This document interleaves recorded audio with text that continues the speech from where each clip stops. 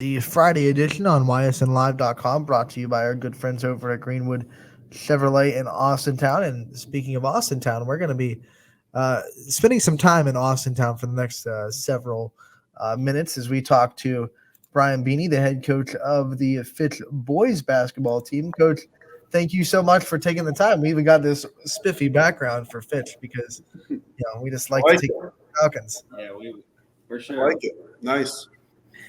We like taking care of the Falcons very well, very well.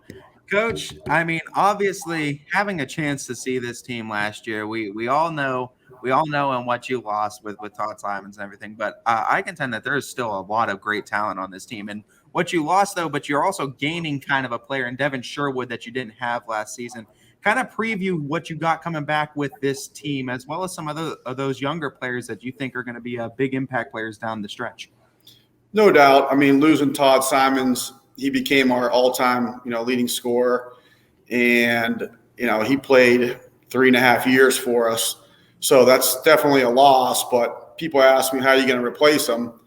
Well, you don't do it with just one person. You do it with a multiple, number of kids. And I think we have that ability this year for a handful of kids to score in double digits.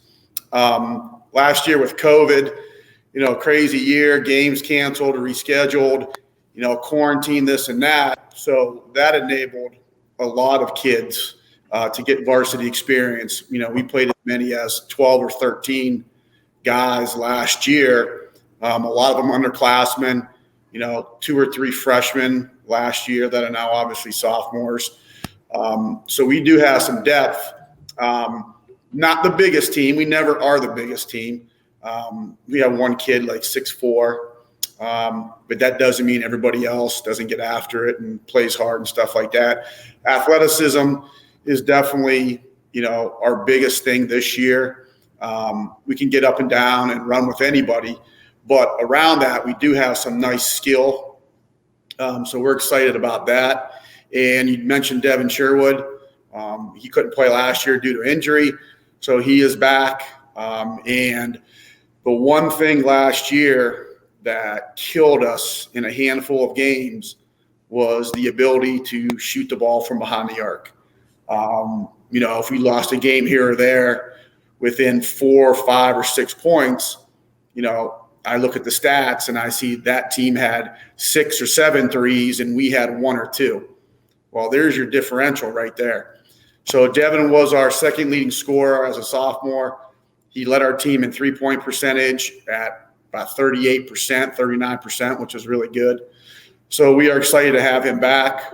I will say with football going to the second round, we haven't gotten our football. We got our football guys back beginning of this week.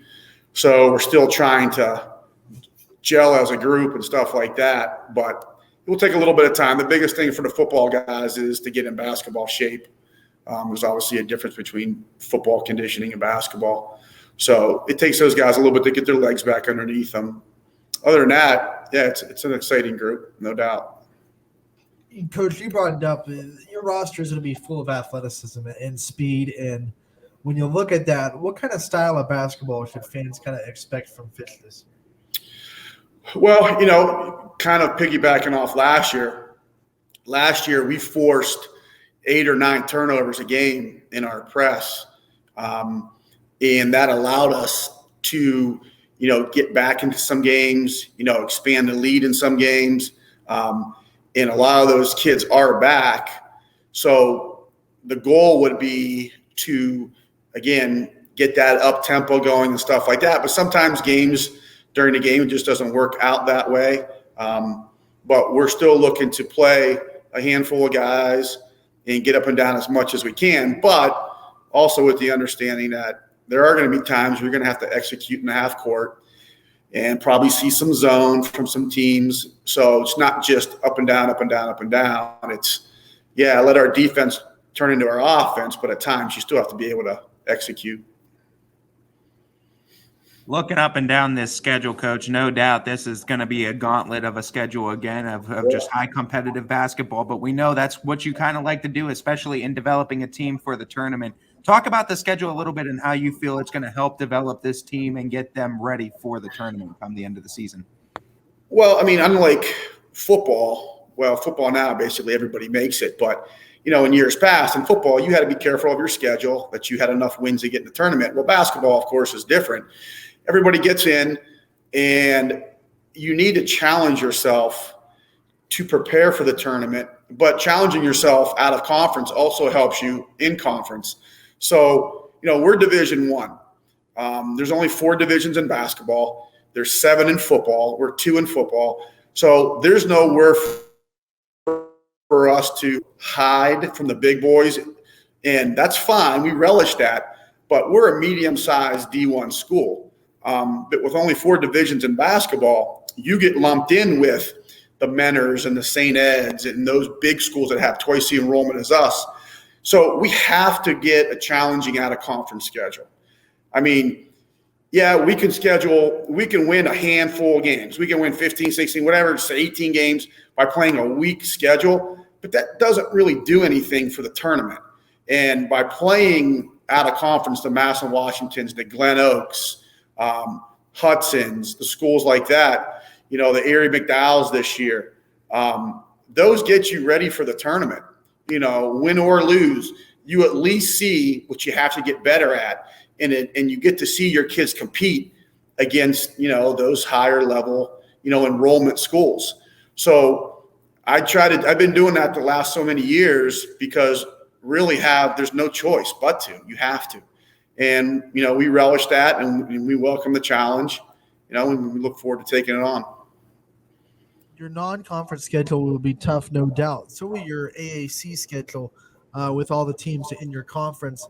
Talk about, from your perspective, what you expect the conference to look like this year, what some of the teams, that you'll be playing for a conference championship will look like, and how you expect to contend in it. Well, all of us know each other pretty well. Whether we see each other in the summer, in shootouts or team camps, the players all know each other. So there's really no mystery as far as what Warren and Howland and Boardman and Canfield bring to the table. Us coaches, us older coaches have known each other for a long time as well. So I know what we're going to get from them. Sure, personnel changes, but, you still kind of know what they're about deep down. Boardman's had a nice run here the last 3 or 4 years with some good players. He's lost some of them, but I still expect them to, compete. Warren Harding, you talk about athleticism with us. Warren Harding's got some crazy athletes. And, you put them on the floor and they're going to look to get out and press you and run and all that kind of stuff. So Warren Harding's always a challenge from that standpoint. Canfield is Canfield. From them you're going to get, a lot of discipline. You're going to, get a lot of, sets being run and stuff like that. Howland, Boubon does a nice job over there. So there's really no easy game in the conference. Anybody can beat anybody on any given night. But like I said, I hope our out of conference in December prepares us as we lead into the conference beginning of January. Coach, I want to give you the chance to shout out your staff, too, that we know helps along this basketball program. And I noticed you guys have some great participation coming in, even from the JV roster-wise, and that's always encouraging to see for our program. So I just want to give you the chance to shout out your assistants and some of those other big proponents in the program of Fitch Falcons basketball. Sure. I'll go down as far as our youth program. I mean, our youth program that we run is really, really it's a well-oiled machine down here. We got a number of travel teams starting as low as second grade, third, fourth, fifth, and sixth. Plus we do another league, and, Brian Sully is my coordinator in that. We work together. Our middle school coaches do a nice job. We have 2 8th grade teams, 2 7th grade teams with that. Our high school team, obviously we have a freshman team. Coach Hudson's been with me a long time. I lost my assistant coach. He basically retired, and my JV coach slid over to become the girls' head coach. So I had to replace 2, but I brought back a face I had a few years ago in Marcus Higgs.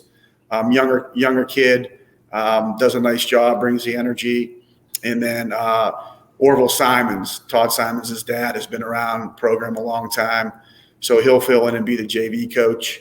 So, I'm looking forward to working with those guys this year, and it's an effort from the bottom up.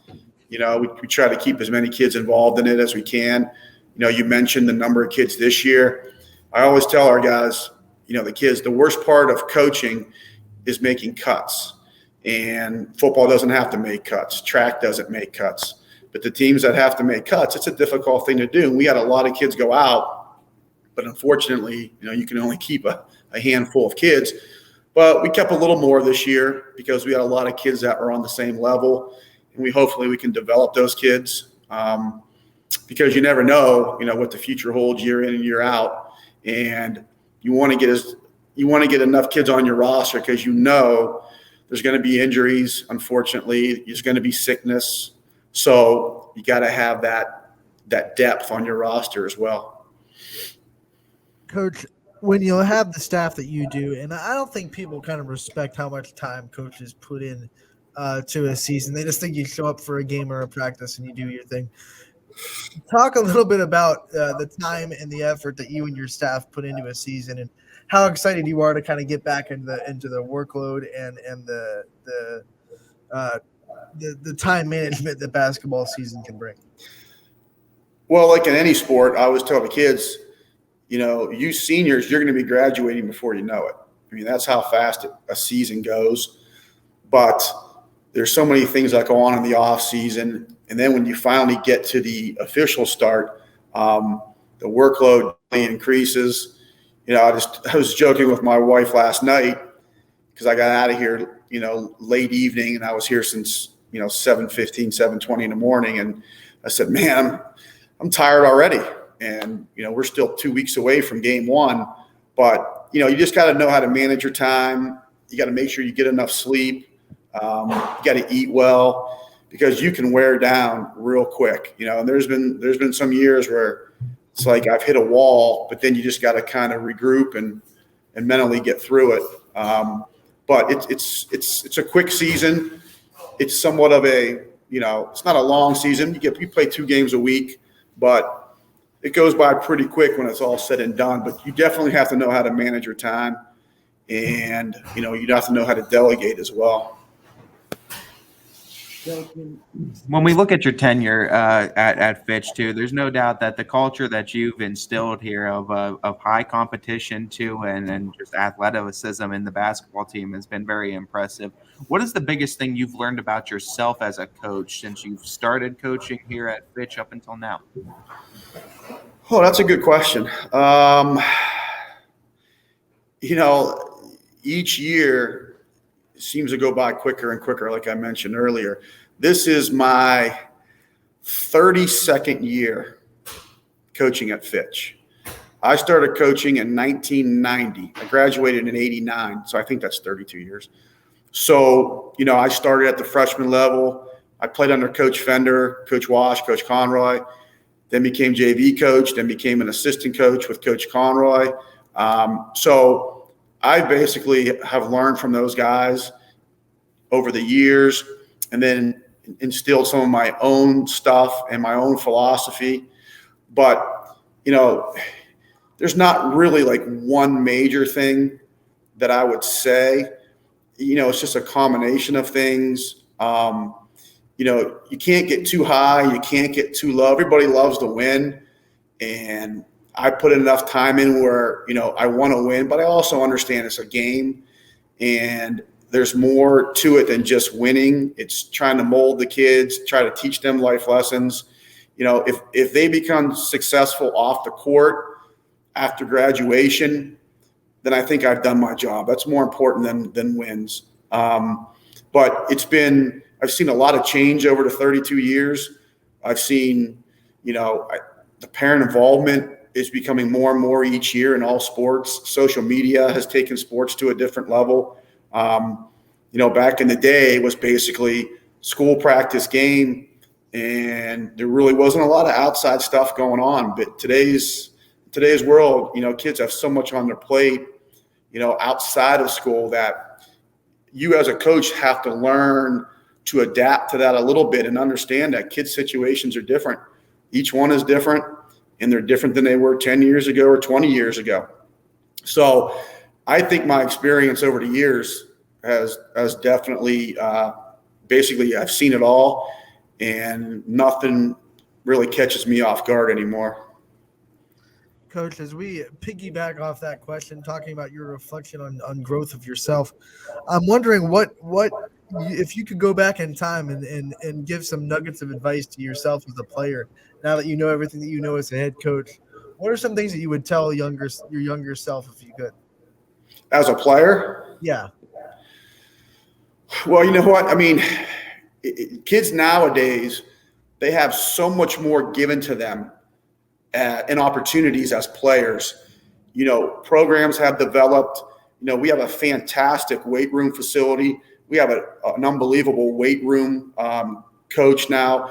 You know, back in the day, we never had that. I mean, it was basically you lift on your own. You had some semblance of a weight program, but we never had the facilities that we have now.